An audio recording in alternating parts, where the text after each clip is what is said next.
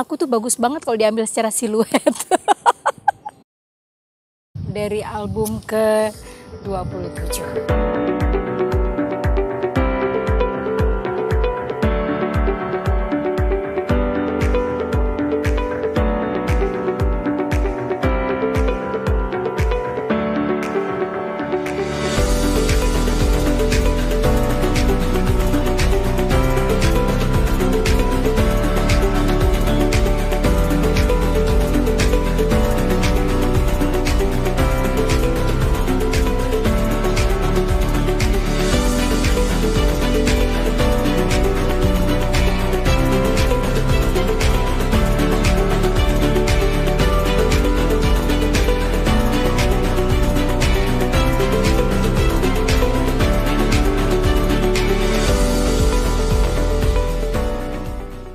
Yang pasti istimewa banget.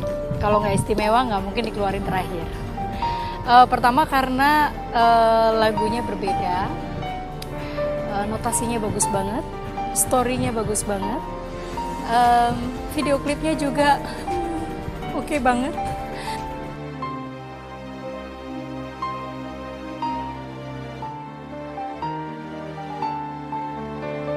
Ya dengan maraknya beberapa seniman yang mereka istilahnya bikin video klip ya ala kadarnya dan sebagainya, aku pikir itu bukan saatnya untuk aku karena aku berkesenian sudah cukup lama. Sebagai seorang seniman aku punya tanggung jawab untuk diriku dan sebagai bentuk aktualisasi diri bahwa ya karena dari dulu aku pengen kalau berkesenian tuh ingin memberikan suguhan yang terbaik gitu, yang semampunya aku. Nah aku pikir dengan materi yang sedemikian bagus rasanya akan menjadi lebih indah kalau memang dikemas juga dengan indah gitu. Jadi terserah aja kalau yang lain mau begitu.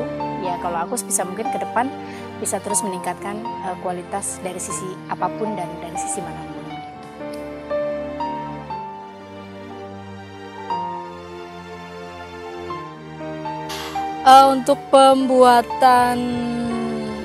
Untuk lokasi pembuatan video klip Samudra Cinta ini berlokasi di Yogyakarta.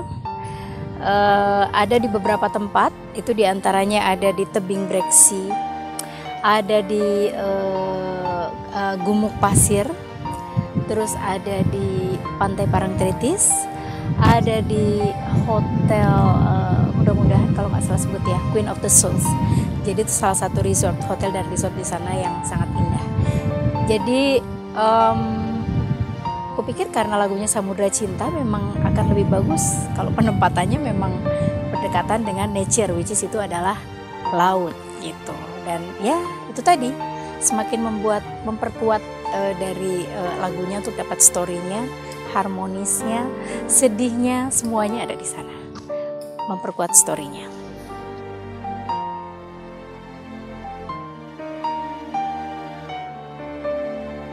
Lokasi paling favorit itu di Pantai Parangtritis, karena apa ya, pantainya tuh bagus banget, bersih gitu.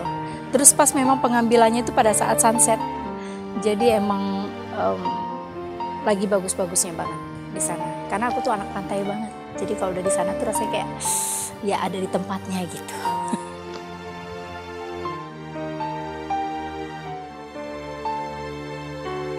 Kesulitan ya kalau kita syuting di area terbuka pasti akan banyak sekali kesulitan.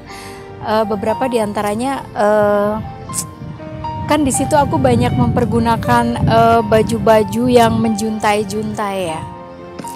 Nah itu kalau posisinya kita lagi di pantai, kayaknya nggak mungkin kalau tiba-tiba harus kembali ke hotel berganti pakaian. Jadi makan waktu gitu. Akhirnya ya mau nggak mau ya salah satunya ya sulitnya ganti baju. Cuman sudah kita persiapkan saat itu bersama tim. Jadi aku punya portable changing room. Jadi kemana-mana selalu dibawa. Nah salah satunya juga kayak waktu di Gumuk Pasir. Kita diambilnya ya biasa ya kalau gunung pasir itu kan ada lekukan.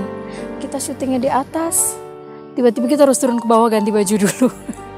naik lagi. Dan ternyata aku sempat kepikiran bahwa di video klip ini tuh aku pengen ada nari gitu di gurun pasir itu. Tapi untung nggak jadi ya, karena jalan aja susah apalagi nari. Jadi pasti struggle-nya banyak karena ada beberapa set, makan waktu berapa hari, dan perpindahannya itu juga. Jadi syuting tuh benar-benar harus on time banget. Jadi benar-benar dari sebelum matahari terbit tuh kita udah prepare semuanya gitu. Extra effort lah semuanya.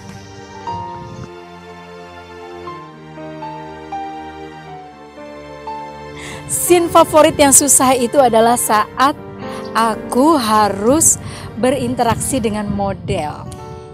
Karena aku itu kan cewek pemalu ya. Jadi kenapa pada nggak percaya? Nggak apa-apa. Jadi gini, kalau berhadapan dengan model itu biasanya aku paling susah gitu. Karena pertama model itu pasti aku ini orangnya introvert. Jadi untuk bisa deket sama orang itu perlu waktu. Nah, kebetulan banget saat kemarin di pembuatan klip yang saat itu yang menjadi model adalah Haru Sandra, dia seorang aktor. Jadi dia sudah terbiasa dengan situasi itu dan orangnya sangat humble dan ramah. Ya, pada akhirnya membuat aku nyaman untuk berinteraksi dengan dia. Ya, pada akhirnya ya itu yang membuat agak meringankan dari semua hal-hal yang sebenarnya memberatkan aku gitu.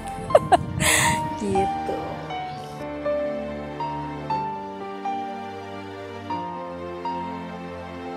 Sebenarnya sih simple ya, story-nya tuh ya biasa. Kita Samudra Cinta bercerita tentang cinta. Kalau di situ story-nya kita bikin ya kita sepasang kekasih yang istilahnya menemukan satu kebahagiaan satu dengan yang lain. Sampai satu momen si laki-laki itu melamar, di mana momen itu merupakan momen yang ditunggu oleh setiap wanita. Gak usah mengarah ke saya ya, gitu. Nah setelah bahagia mendapatkan dan sebagainya, seharusnya kan perempuan itu menunggu momen bahagianya, yaitu di altar pernikahan. Nah ternyata di perjalanan waktu laki-laki itu kecelakaan yang membuat dia meninggal dunia. Sehingga si perempuan itu merasakan hancur yang amat dalam karena ditinggalkan oleh orang yang dia kasihi. Tapi di situ endingnya dibuatnya sih dia nggak berputus asa, dia tetap menjaga cintanya, dia menjalani kesendiriannya tetap dengan cinta dari orang yang dia sayangi, seperti itu.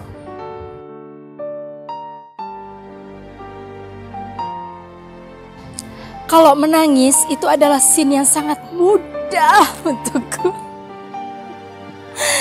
Menangis itu hal yang paling mudah untuk dilakukan dibanding dengan harus bermanja-manja, bermesra-mesraan dengan seseorang yang baru kita kenal. Jadi nggak tahu ya, aku juga nggak tahu kenapa dan bagaimana. Tapi mungkin berpengaruh ya. Aku ini orangnya itu kan dari SMP tepatnya. Aku tuh hobi baca komik. Aku kalau baca buku yang tidak bergambar itu aku tuh orangnya gampang boring. Tapi kalau yang bergambar itu aku seneng banget. Nah, dengan membaca komik itu, mungkin menurut orang itu suatu hal yang gak penting dan sebagainya. Tapi di lain sisi itu sangat membantu aku gitu. Jadi mungkin dari kebiasaan aku baca komik itu aku orangnya suka berimajinasi. Nah, makanya kenapa ketika di pembuatan klip waktu tiba-tiba harus menangis, gampang. Tinggal bayangkan hal-hal yang sedih yang pernah kita rasakan. Apakah itu kehilangan seseorang, apakah ini, apakah itu. Nah, cuman ya supaya terlihat real, ya pertama nangisnya harus real, nggak boleh dibuat-buat kan gitu. Kedua ya jangan berlebihan, ya sehancur-hancurnya namanya hancur lagi. Tetap harus cantik karena video klip ya kan, nggak mungkin kayak gitu.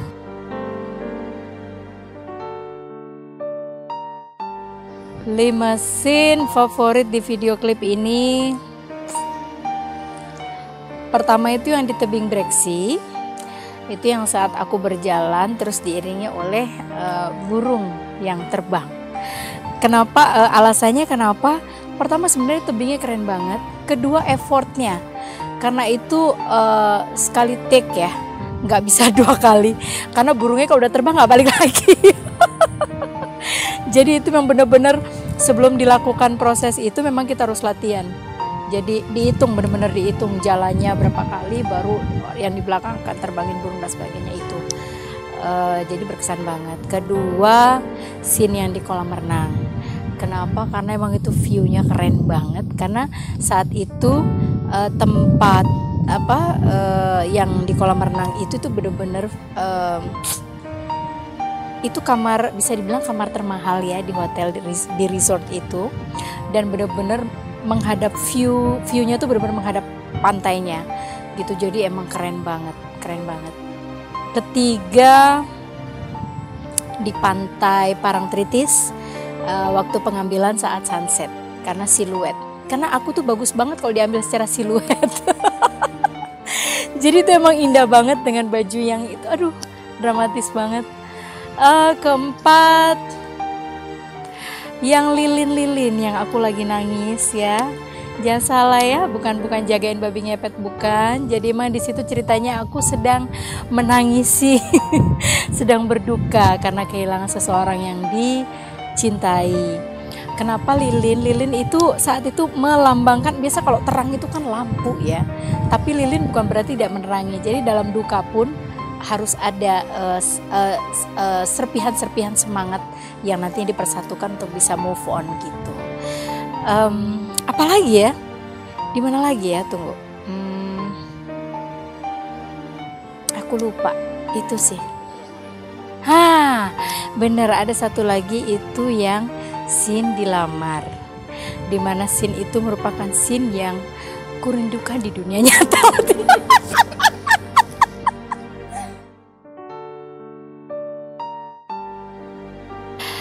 Kesannya sih aku sebenarnya menyanyikan lagu ini tuh senang dan sedih ya. Senangnya karena memang berkah banget dapat lagu seindah ini gitu. Diberikan kepercayaan dan kesempatan untuk bisa menyanyikan lagu yang kayak gini tuh bersyukur banget. Yang bikin sedih karena aku tahu karena untuk kebutuhan lagunya nggak mungkin aku sendirian. Karena storynya harus ada. Jadi udah kebayang pasti akan ada model di mana aku harus berinteraksi dengan dia. Ya kalau di yang video-video sebelumnya nggak pernah ada karena bisa dibilang aku nggak pernah mau. Jadi emang setiap kali dulu tuh kalau beberapa klip yang sebelumnya kan jarang kalau ada adegan-adegan ada model terus yang permesraan dan sebagainya, pasti aku selalu no mending nggak usah syuting. Tapi kali ini memang berbeda situasinya yang pada akhirnya mengharuskan aku untuk mengiyakan gitu, karena kalau tidak sayang banget gitu.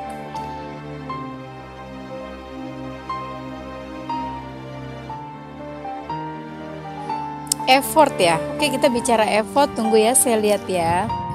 Di sini ada Samudra Cinta, Perlakukan Aku Dengan Indah, 24 Karat. Oke, mengingat dari 3 klip ini syutingnya di outdoor semuanya ada effortnya. Jadi jangan ditanya yang mana yang ada effortnya. Karena rata-rata kalau kita syuting di outdoor, ya itulah bangunnya tuh mesti benar-benar ekstra banget bangun. Jadi sebelum matahari terbit itu harus sudah standby. Nah, kalau ditanya pada akhirnya effortnya mana yang paling melelahkan itu, kalau antara Perlakukan Aku Dengan Indah dan Samudra lah. Samudra. Pertama karena ini di luar kota, jaraknya juga lumayan gitu, jadi tidak berdekatan ya. Maksudnya juga tidak terlalu jauh. Tapi ya itu jadi uber-uberan. Kalau di situ kan seolah-olah di video klip katanya, padahal untuk menuju ke situ lari kita ngangkat rok, wah gitu. Jadi ya kalau bisa dibilang Samudra Cinta gitu. Karena ada beberapa spot yang keren yang kita pakai di sana, yang pasti tidak murah gitu. Jadi harus benar-benar dimaksimalkan gitu. Apa yang sudah indah dengan keberadaan kita jadi makin indah gitu.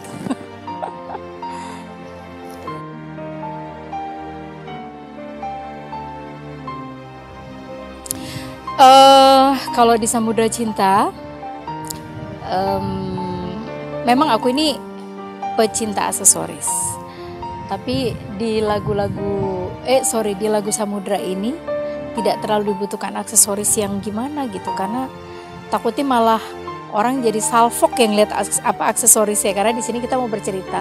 Makanya bajunya tuh lebih simple aja gitu, nggak terlalu banyak ornamen yang bagaimana. Bahkan bisa dibilang yang biasanya aku pakai anting mungkin segede-gede gaban gitu ya, kayaknya nggak mungkin kan nyanyi lagu seromantis itu, sesedihnya itu, tiba-tiba orang lihat antingku yang segini gitu. Jadi justru malah sangat minim aksesoris di situ, lebih memaksimalkan bajunya. Kenapa kayak umpamanya di Gumuk Pasir itu bisa dibilang kita pakai gaun yang astaga itu Pak 20 meter atau 30 meter yang baju yang warna orange aku pakai di Gumuk Pasir, dan itu berat sekali. Udah gitu kita harus berjalan di gurun pasir kayak gitu, itu effort banget. Terus aku pikir akan bagus gitu. Terus kenapa di pantai dengan nama Juntai dengan baju yang berwarna putih, agak ya segala sesuatunya sesuaikan dengan kebutuhan lagunya sih gitu.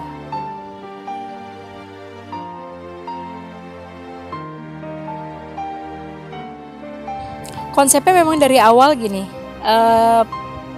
kalau ditanya apakah aku pengen cantik, sangat ingin terlihat cantik. Wanita mana yang tidak ingin terlihat cantik? Cuman memang dari video clippernya juga pengen aku lebih natural gitu, makeupnya tuh lebih flawless, natural flawless gitu. Makanya kemarin tuh dia tidak terlalu yang konsepnya harus makeup karakter mungkin atau harus yang ini, enggak. Jadi dibebaskan sejauh masih menunjukkan originalitasnya muka saya yang pas-pasan ini ya gitu.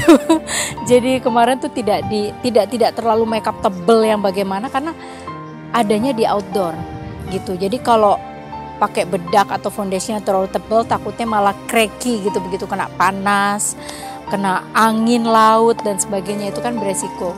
Makanya sepanjang syuting malah bisa dibilang aku jarang pakai makeup, itu malah hanya sekedar pakai sunblock gitu. Tapi paling ya kayak bulu mata masih ya, tapi yang natural aja. Jadi konsepnya lebih natural flawless sih gitu.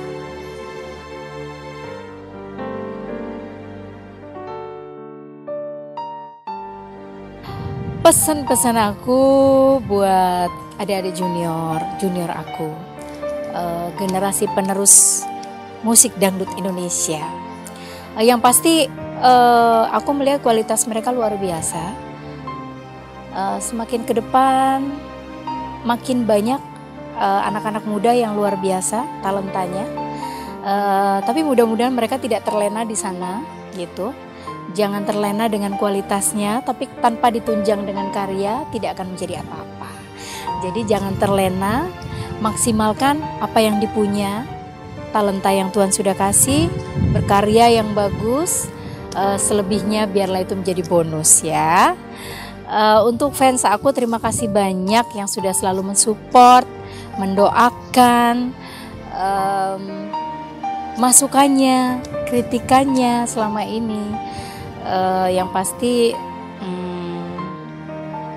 mudah-mudahan melalui karya-karyaku kalian bisa terus termotivasi untuk melakukan hal-hal yang positif dan support terus lagu-lagu dangdut Indonesia yang pastinya yang keren ya gitu.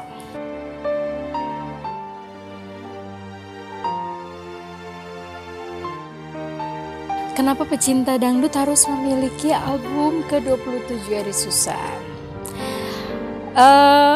Dari semua hal, dari semua packaging box set ini dengan 12 lagu yang ada ini,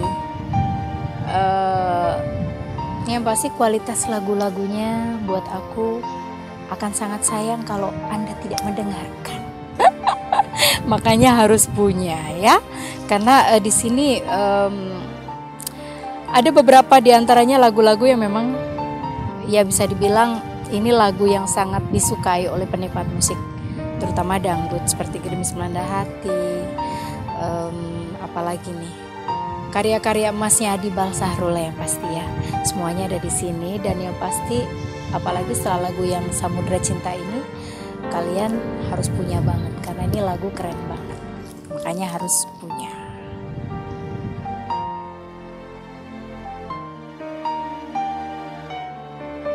Yang pasti segala sesuatu berjalan itu tidak mungkin dengan effort sendiri. Pasti ada kerja sama tim yang luar biasa yang mensupport. Nah, pada kesempatan kali ini aku pengen say thank you banget. Terima kasih banget untuk tim Maxi Music. Waktu itu juga ada produserku yang jauh-jauh datang ke Jogja ya kan untuk mensupport pembuatan video klip aku.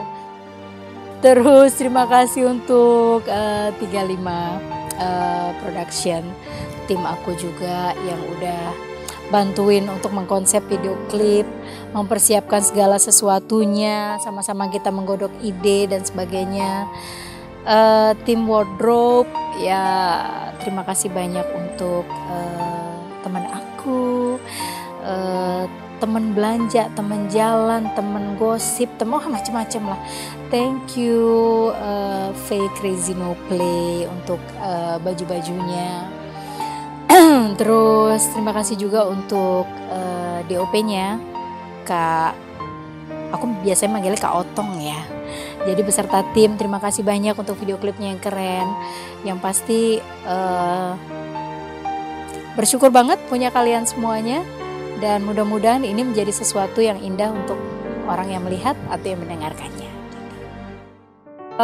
Aku berterima kasih juga untuk Kak Suci yang sudah membantu segala proses sehingga terlaksana kegiatan syuting kita selama di Jogja. Oke, terima kasih juga sama Queen South of the Resort. Jadi ini benar-benar hotel yang keren banget yang mengizinkan aku beserta seluruh tim untuk melakukan proses syuting di sana untuk pembuatan video klip Samudra Cinta. Terima kasih. Terima kasih juga untuk semua musisi yang terlibat di album, termasuk arranger. Semuanya terima kasih banyak.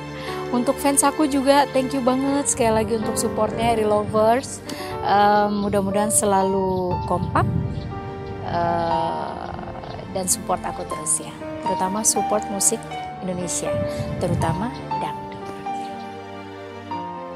Nah, yang paling penting nih, nggak boleh ketinggalan, terima kasih banyak untuk produser saya, sahabat saya, my partner in crime, Kakak Adibal Sahrul. Untuk lagu-lagunya yang indah, karya-karyanya yang dipercayakan buat aku nyanyikan beserta seluruh tim Maxi Musik. Terima kasih banyak.